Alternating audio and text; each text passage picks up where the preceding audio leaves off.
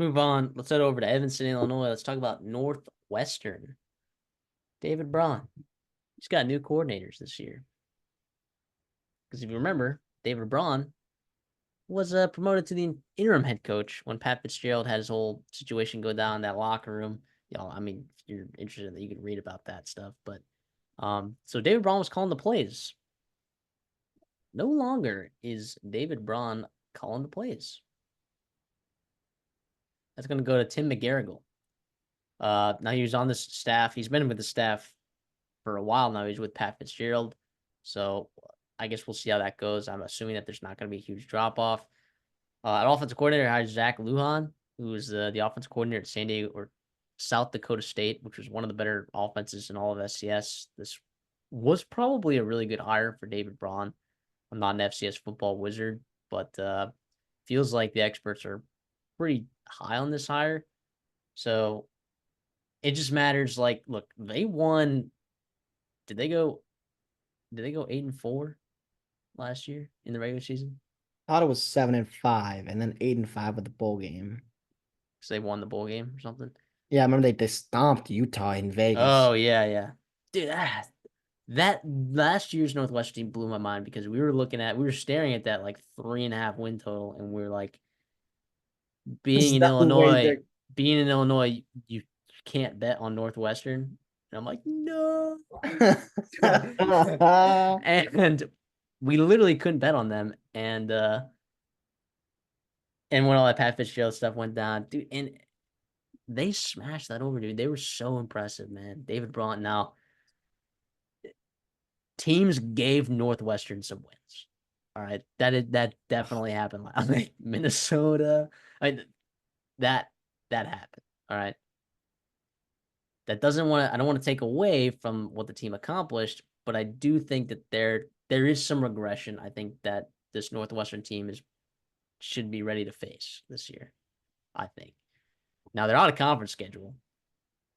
I think they can go 3-0, and they're out of conference schedule. The question is, once they get to conference, what's going to happen? I don't know. But Yeah, maybe we'll have some ideas. I mean, you're bringing in a guy like Mike Wright, probably going to be your quarterback. Good runner of the football. I think he fits what Luan wants to do in terms of a lot of tight ends, run the football, blah, blah, blah.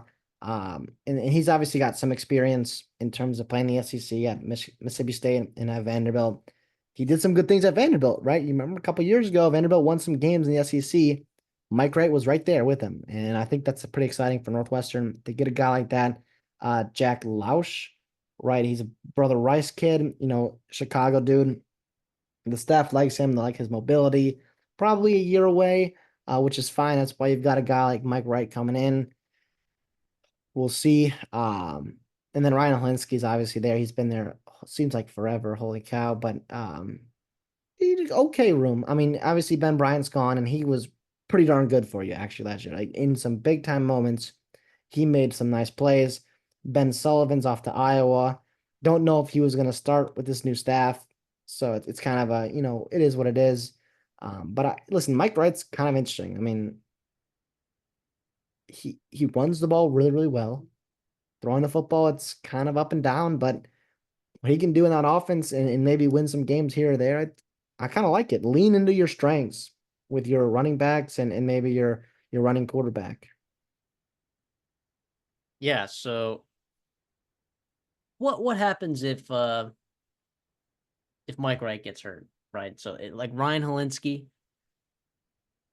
is he a guy that can actually win football games? I think we've seen enough, and I think we know that the answer is probably not. Jack Lausch, I don't know. I mean, I don't think it's not like you're sending out walk-ons, like after Mike Wright. I do think Mike Wright is probably a lot better than Lausch and Holinsky. Yeah. Even though I guess they're battling it out for it, but well, I don't know. I do like Cam Porter though, who you already mentioned. In the wide receiver room, I think it's really interesting because I like AJ Henning. I've been waiting for AJ Henning to really take over, and I don't know. Uh, what their offense is going to look like this year and like how they're going to be able to involve them. But Bryce Kurtz having 700 yards was pretty impressive in this offense, I thought. Yeah, I mean, you lose Cam Johnson, and you don't have a ton of depth behind Kurtz and Henning. I like Henning a lot. I mean, they used him in the running game last year. He was a gadget guy, very explosive player. Kurtz just torched Minnesota, absolutely torched Minnesota. Most of his production on the year was in that game. I think it was like 200 yards. Regardless, though, he's a solid Big Ten wide receiver. It gives Mike Wright an option, to throw the football to. Behind them, Calvin Johnson, the second. And it's not Calvin Johnson, the Megatron. I looked that up. I was like, well, hold on, wait a minute. Maybe there's a stud coming.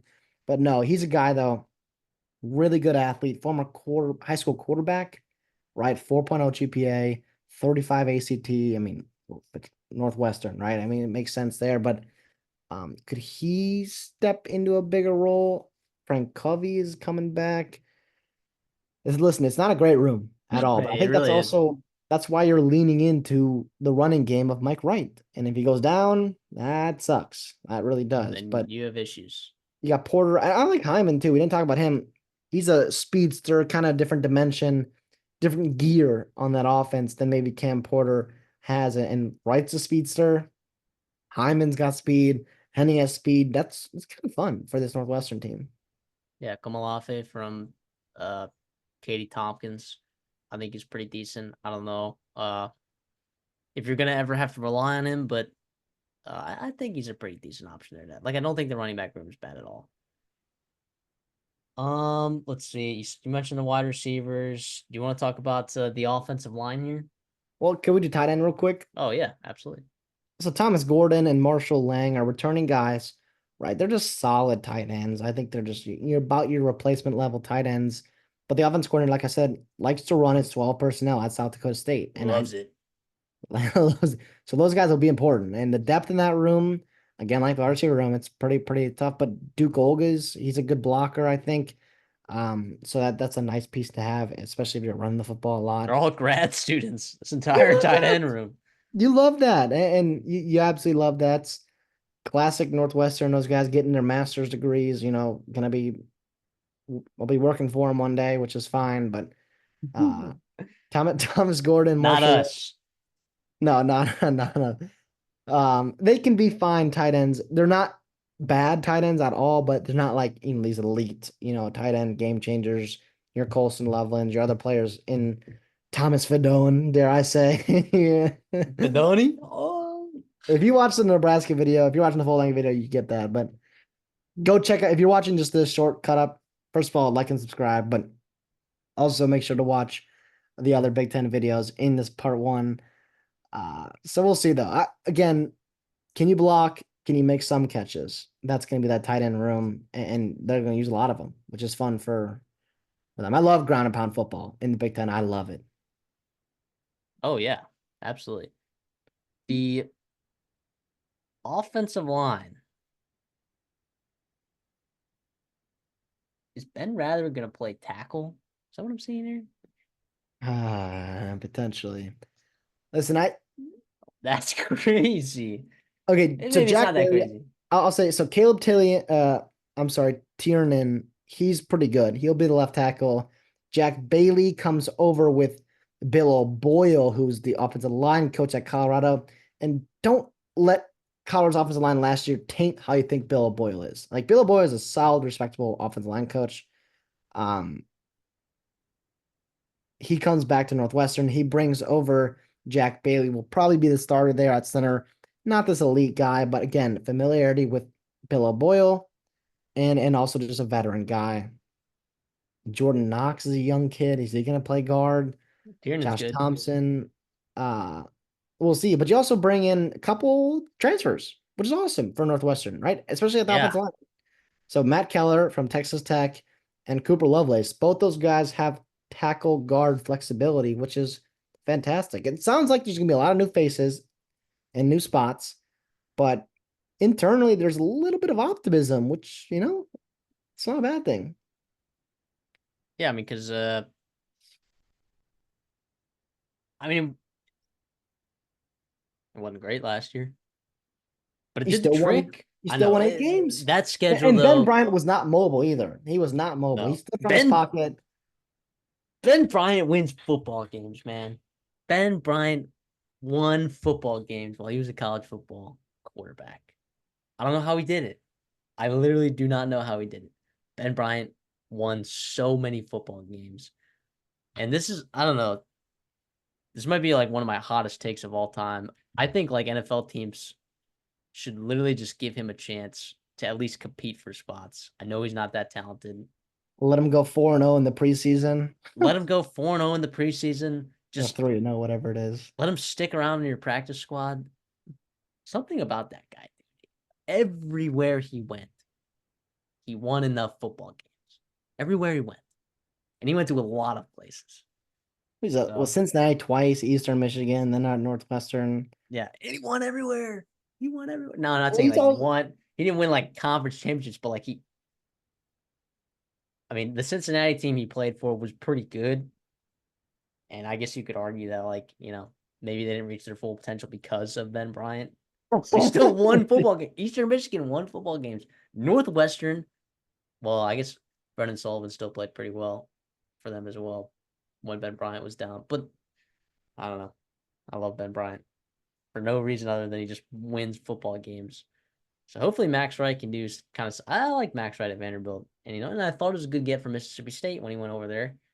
It just I don't think worked out necessarily for him. So, yeah, that'll be interesting. But yeah, the offensive line, like you were talking about, I think the starting group is decent. I know you like Lovelace and Keeler. It was kind of huge that they got those guys because if they didn't, the depth of this offensive line is pretty horrendous, if you ask me, in terms of just lack of experience and I think lack of readiness and talent. Uh, so that those were big gets, I think, despite not necessarily being high profile guys to get in the transfer portal. I think those are really, really, really important. So this team doesn't bottom out in case something does happen, like Tiernan or rather, exactly. or Jack Bailey. Listen, the strength of this team though is going to be that defensive line. Dare I say? Whoa. Yeah, I like this defensive line a lot. Listen, everybody returns. Everybody. It was good. Returns. It was good last year. Yeah, solid group last year. Very deep group. I mean, it's on the edge, right? So you've got your Jalen Pate, right? You've got Richie Haggerty. Adrian Hubbard returns with 6 sacks. Anto Saka, 5.5 sacks last year. Where'd that come from? Young guy getting his feet wet. Sean McLaughlin's also experienced. He had 5 pass deflections. Michael Kilbane, young kid, played well when he did. It's an exciting group. Exciting group. I mean, there is, talent in that room, especially on the edge. You can get to the quarterback. You can win some football games in the Big Ten. If you're going to win, your defense and this room especially is going to be a big part of it. Yeah, I hope so. I mean, there were some teams last year that they played against that had explosive plays. Like teams were able to put up a lot of points in Northwestern in some games. Yeah. Minnesota, Duke, Illinois, Maryland. I mean, there were teams that were able to put up a decent Howard. amount. Did Howard put up 20? Goodness gracious. Howard was one of the best teams in the FCS though, or in That's true. They did play in the Celebration Bowl, didn't they? Yeah. What they in it? So yeah, I like the defensive line just like you. I mean, you value production and returning production, and Northwestern definitely has that. This linebacker core. I mean, you get Xander Mueller back. I mean, I thought he was really good last year. So then, like that second linebacker spot, is it finally going to be Mac Uline? Dude, I think it is. Okay, so first of all, we can't do a linebacker segment of Northwestern without talking about Bryce Gallagher. He was the heart and soul of that team for so long. He was so good. It's gonna be tough to replace him. But replacing him though is Mac Uline. I mean, it sounds like Xander Mueller is staying at will, right? And he was an all-conference guy, playmaking, 5 sacks, 3 INTs, 110 tackles. He's still gonna play well. It sounds like Mac Uline, highly rated recruit, one of the top guys in the state of Illinois, where we play a really good athlete. He's been that guy in waiting. going to step in that Mike linebacker role. There's optimism around him, right? So that's pretty nice. And then Kenny Soares, right? Also there, 37 tackles last year, 2 sacks, a nice third piece. It sounds like, they might play a little bit more 3 linebacker sets since you're replacing a guy like Rod Hurd. Regardless, though, I still think I think they're gonna run. It's gonna be like a 4-3, right? Is that what they run? I think so. So, but you'll get a nickel and dime a good amount. But regardless, though, Mac Uline, I'm excited to watch him. I've been waiting. Year 4, I think he's ready to go. And he's just behind 2 really good players. You're not going to take off Gallagher. You're not going to take off Mueller. It's Uline's time, to shine. I think he won't beat Gallagher, right? But he'll be really good. Yeah, I think so too. I mean, I, I think he can be though. Like, do you not think he's like as talented though? Like, I know like Gallagher was like the heart and soul, of that team, but I think they've been waiting for Mac Uline to like kind of nudge. They've had really good linebackers at Northwestern these last couple of years. Oh yeah, Uline's talented. I mean, he's one of the highest rated recruits they've ever gotten. He big, physical, fast. Yeah. I mean, Gallagher just played 2,200 snaps, right? I mean, that's just a lot of production to replace. But yeah, if Uline is, yeah, he's ready to do it, I think. Yeah, I mean, he was played both ways in high school. Uh, really good player. I was just trying to pull up the stats in the game that we played him against, and I was just gonna. He was tough. He ran the ball well. He Oh was my their best player. gosh, And that was a team with Riley Mills, Riley Mills, who's starting at Notre Dame, Kai Kroger Kai starting at Kroger. South Carolina, punter there. Yeah, it was a good football team. If you're Northwestern, you're in the area of Chicago. Lake Forest, good program. They won a lot of games that year, and Mac Uline was their best player Yeah, as a junior. I was gonna find stats just because, like, listeners, if you don't know this, CD played linebacker, so Uline was the linebacker on their team. CD was a linebacker on our team when we played against them, and in that game, CD had like 27 tackles or whatever. Mac Uline did not have 27 tackles. Mac Uline also did not win that Mac football Uline game. also played running back. Yeah, he also played running back. Incredible.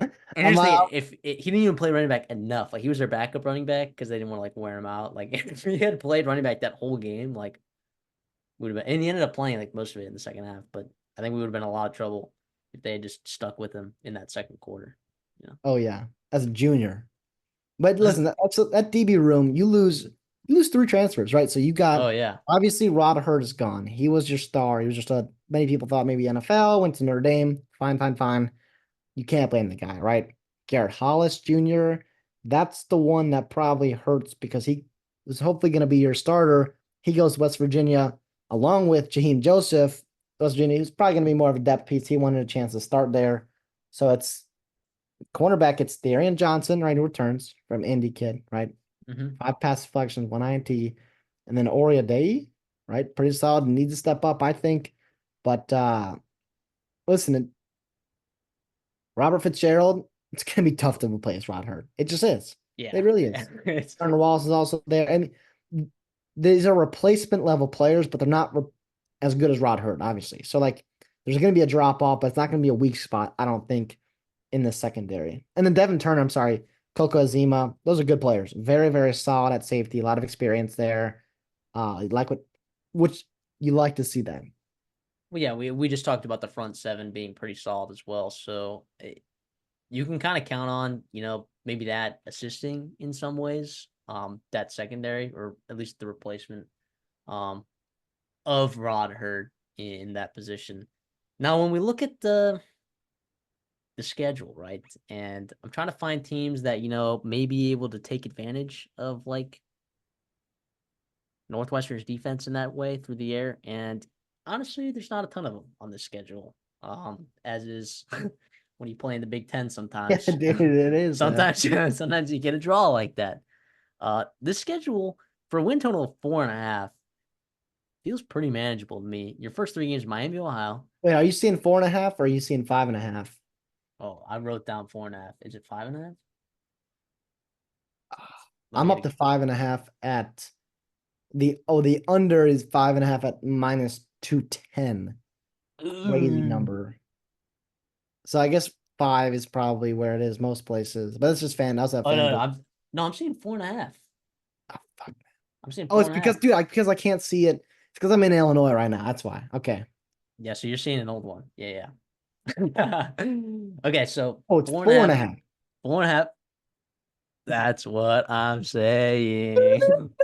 Give me the over. So Miami, Ohio. Okay, you get it home. Duke, you get it home. And by the way, Duke might be really terrible this year. All right, Eastern Illinois at home. You start 3-0. You go to Washington. That is surprisingly a winnable game. Like, oh, and then by Indiana at home, Maryland on the road, Wisconsin at home, at Iowa, at Purdue. You get a bye. Then you get Ohio State, and then you go to Michigan, and then Illinois at home. Now here's the thing. I say home. If you guys didn't know, Northwestern is right now undergoing renovations for their field. So they've That's kind a of tough one. David Braun, I think, was pretty proactive about this, as proactive as he can get as a guy who was just thrown into the head coaching position late. They kind of have like a temporary setup, and you know they're playing neutral site game. I think one game's the Illinois game is at some of the, one of these games like at Wrigley Field. Like there's a couple of these guys that are scattered a little bit. So that's why I think this number's at 4.5 and not 5.5. Is that I think you have to account for not really having that full home field environment. Plus, when you play Duke week 2, are are the students even back yet for that game? Wow, dude, I don't think so. I think they're mid to late September, and So, like the Duke game, as I just said, even though they're not that great, like Miami, Ohio, and Duke, I don't think they're running right into rabid environments being a temporary stadium and with students not being there on campus. So that it's is also a something. different stadium too. Like, It's a different listen, area. it's not, was it Ryan Field? Listen, Yeah. it's actually beautiful. Like if you look at it, like it's like their lakeside facility. The mock-ups look awesome. How is it gonna I mean, listen, thank God they're not playing in November there because the lake Yeah. effect would be crazy. They're Yeah. playing Ohio State and Illinois in Wrigley Field, like you said. But that is just wild. Listen, I'm with you too. Their home field advantage is never great, never good. It's actually not even there normally, but I think even less so when you have no students there. It's in a different building. But who knows though? Maybe they'll be cheap. Maybe they'll be cheap tickets, although they're always pretty cheap tickets.